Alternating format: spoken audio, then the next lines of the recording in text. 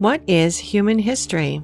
It is a record of the victors of power and purpose, evolution, the agricultural revolution, and so on. Most are at least vaguely familiar with these concepts. But what if it is not quite so simple? What if the stories of the ancients, tales of gods and angels, of giants and disasters, are more literal than they might seem upon first glance? Look closer, and an alternative history of the human race may be revealed, one which totally upends conventional knowledge and the history of power. This is an alternative history which has been censored out of human understanding, mostly forgotten or ignored, until now. Before we continue, we'd like to thank ExpressVPN for sponsoring this video. ExpressVPN is the fastest and one of the most trusted virtual private network services out there. It helps keep your private information private by masking your IP address. Now that recent events make us spend more time at home, we must protect our personal data, as government surveillance agencies can track and collect our private information. ExpressVPN provides a layer of protection to prevent others from being able to see what you're searching for and what sites you visit. I often see YouTube videos which are unavailable or blocked in my country. All I have to do is open ExpressVPN and set the country location I need, and the video gets unlocked. This also works for Netflix shows which are available only in specific countries. I'm currently in Australia and I can't watch The Lord of the Rings on Netflix, but all I have to do is use ExpressVPN, connect to a server in Canada, refresh the page, and I can watch it freely. You can support our channel and get 3 months free by visiting expressvpn.com/universe inside you. They also have a 30-day money-back guarantee, so you have nothing to worry about. In early 1946, in the region now known as the West Bank, a group of Bedouin teenagers were tending to their sheep and goats near the ancient settlement of Qumran. To pass the time, monotonous as it was, they threw around the rocks they found littered across the rugged desert terrain. When one such rock was thrown into the dark expanse of a cave, the teenagers were surprised to hear a loud, shattering noise echoing from within. Exploring, they found a collection of large clay jars, one of which had been broken. Though they did not know it at the moment, these teenagers had made a historic discovery. Inside the jars were a series of ancient scrolls. In the years that followed this discovery, archaeologists, historians, and treasure hunters would find additional scroll fragments in 10 other caves in the area, their composition forming some 800 to 900 manuscripts collectively known as the Dead Sea Scrolls. Among these manuscripts were large portions of a mysterious, non-canonical religious text which had long been forgotten. It was called the Book of Enoch. In its entirety, the Book of Enoch is made up of 5 books: the Book of Watchers, Book of Parables, the Astronomical Book, the Dream Visions, and the Epistles of Enoch, containing some 100 chapters. These chapters tell the story of the 7th patriarch in the book of Genesis, Enoch, the father of Methuselah and grandfather of Noah, the same Noah in the biblical story of Noah's Ark. Yet this was not the biblical story of Noah's Ark. In fact, the Book of Enoch provides an entirely different recounting of the events leading up to the great flood of Noah's time. That is, a completely different doctrinal history. It tells a story of the Watchers, explained in biblical terms to be fallen angels, sent to earth to watch over humans at some undefined and ancient point in time. Unfortunately, far from merely watching humans, these watchers became infatuated by human women and in short order began to engage in depraved sexual acts with them. The Book of Enoch tells of the children born through this interbreeding between watchers and humans, called the Nephilim. These Nephilim were as described: giants and savages that endangered and pillaged humanity, or, said another way, supernatural man-eating giants. Angered with what the Watchers had done, those described as gods chained them in a subterranean prison deep within the earth. Enoch became the go-between gods and imprisoned watchers. The book describes Enoch's journeys between heaven and earth in his role as an intermediary, how he flew with the angels and saw the rivers and mountains and the very ends of the earth from above. Yet despite Enoch's intervention, the gods decided the atrocity that the earth had become must be punished. Of course, the punishment would be a great flood. This flood would destroy the Nephilim and cement the Watchers in their prison. Beforehand, however, Enoch would be whisked away to heaven in a fiery chariot. Interestingly, the book of Genesis, which tells of the great flood in Abrahamic traditions, references the Nephilim in chapter 6, describing heroes that were of old, warriors of renown. This is not the only place in biblical canon which the Nephilim appear. In Numbers 13, 32, and 33, the Israelites visit a land inhabited by Nephilim, who are so large they make the Israelites look like grasshoppers. Of course, many things in the Bible are seen in modern times as allegorical, that is, more philosophical myth than historical record. There is archaeological evidence of a great flood in the earth's past, one incidentally also spoken about in countless religious and cultural traditions across the world. Had beings like Nephilim giants actually existed? Surely there would be similar evidence. What if there is? In our 30-minute documentary video about giants, which we linked in the description and comments, we highlighted dozens of stories of enormous skeletons unearthed across North America, together with many newspaper articles from the late 19th and early 20th century, suggesting that ancient giants were indeed real and coexisted with early humans. This is not a phenomenon confined to the United States. Similarly, enormous skeletons have been found in the Amazon rainforest, Africa, and elsewhere. In fact, stories of giants permeate human history and tradition. The famed explorer Marco Polo once wrote of a race of giants in Zanzibar who were so strong they can carry as many as 4 ordinary men, while the people of modern-day Tangier, Morocco, once claimed their city's founder was a giant named Antaeus. According to Irish myth, the so-called Giant's Causeway off the northeast coast of Ireland, an astonishing 40,000 interlocking columns of rock, was built by the Irish giant Finn McCool so that he could walk across the sea to Scotland to fight another giant. Further, stories of giants dot Norse legends and ancient Greek mythology.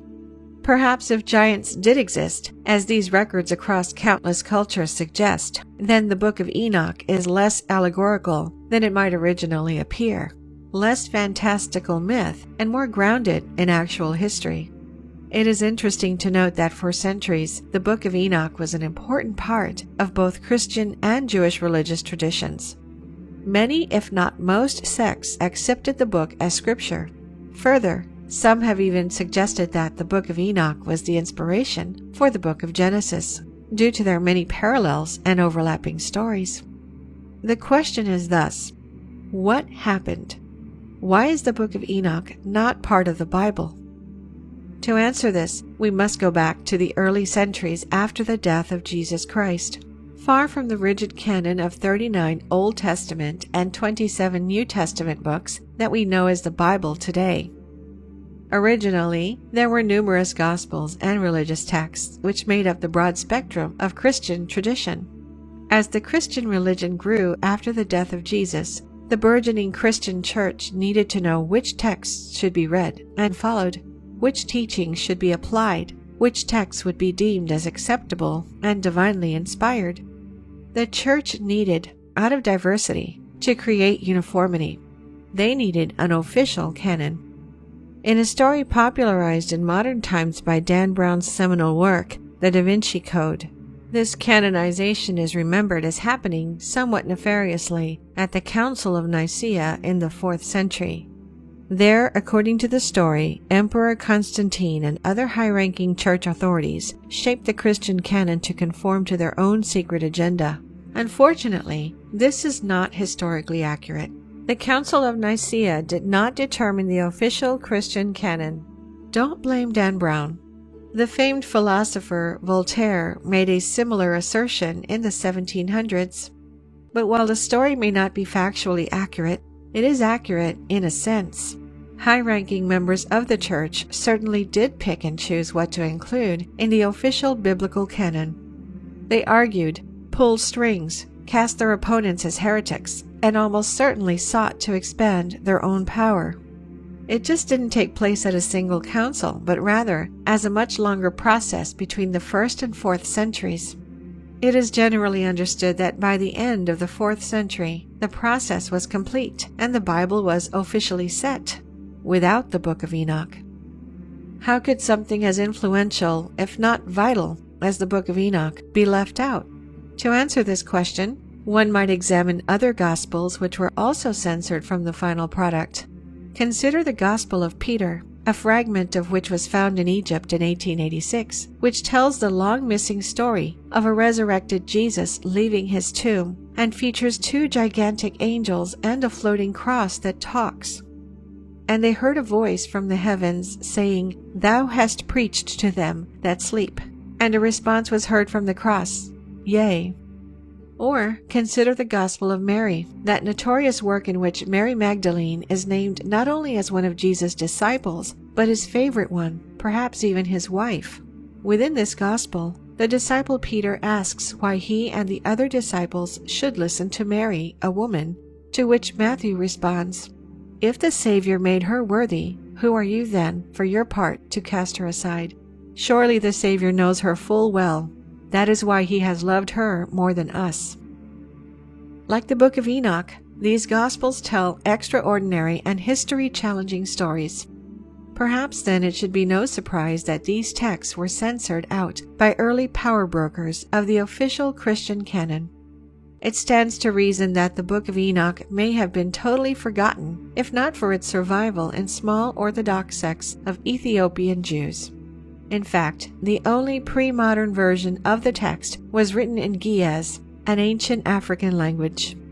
It was this version which Richard Lawrence, the Archbishop of Cashel, used in 1821 to produce the first ever English translation of the book, the version used to inform study of the Dead Sea Scrolls. Curiously, though the Book of Enoch was omitted from the established Christian canon and subsequently forgotten in all but the most obscure corners of religious tradition and theological study, the Bible does contain numerous references to it. There are references to the Nephilim in Genesis and Numbers. Genesis also contains an extensive recounting of Enoch's lineage. The book of Hebrews describes how God had taken Enoch away, seemingly a reference to his being taken to heaven via fiery chariot before the great flood. Jude, meanwhile, contains an entire paragraph transcribed almost word for word from Enoch, suggesting that the book may in fact have served as an early inspiration for canonical biblical texts. Further, Corinthians 11:5-6 contains instructions from St. Paul that women should cover their heads while in church. This seemingly a direct reference to the fact that the watchers in the Book of Enoch were attracted to women with long flowing hair. This is a practice which remains in Roman Catholicism and Islam to this day. Though it was censored, even forgotten, the Book of Enoch never truly disappeared. There is something deeper behind the Book of Enoch and its incredible stories, something which goes beyond simply whether or not it is part of the Christian canon. It has been pointed out that Enoch, the seventh patriarch of the Bible, seems to reflect the seventh antediluvian king Enmendarana in Babylonian tradition. The ancient Greeks believed Enoch to be the same as the god Hermes, while ancient Egyptians had someone similar in their own tradition. The examples could continue, and so it must be asked, why does Enoch, no matter his name, keep appearing in the traditions of the ancients? The answer may go back further than the Greeks, Egyptians, or even the Babylonians, back to the ancient Sumerians. According to Sumerian texts, Earth was visited by a group of supernatural beings sometime in the distant past. These visitors are described in Sumerian tradition in a way that is eerily similar to descriptions of the Watchers in the Book of Enoch. Instead of Watchers, however, Sumerians call these beings the Anunnaki, which literally means those who came from the heavens.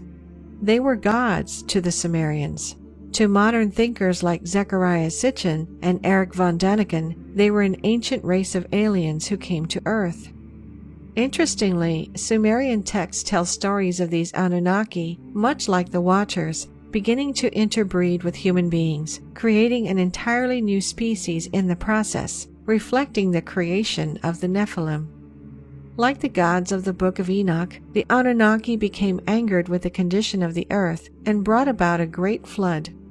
Is it possible the Book of Enoch, as well as other related traditions, are simply retelling the older Sumerian story of the Anunnaki? Consider the agricultural revolution, which began around 10,000 BCE, during which time human beings transitioned from a lifestyle of hunting and gathering to one of agriculture and settlement. According to historical record, as early as 9500 BCE, in what is now modern Kurdistan, barley, wheat, and rye were being cultivated. Oats, peas, and lentils were being grown, while goats and sheep were domesticated. Some 500 years after that, copper and lead smelting were taking place in the region, alongside weaving and pottery making.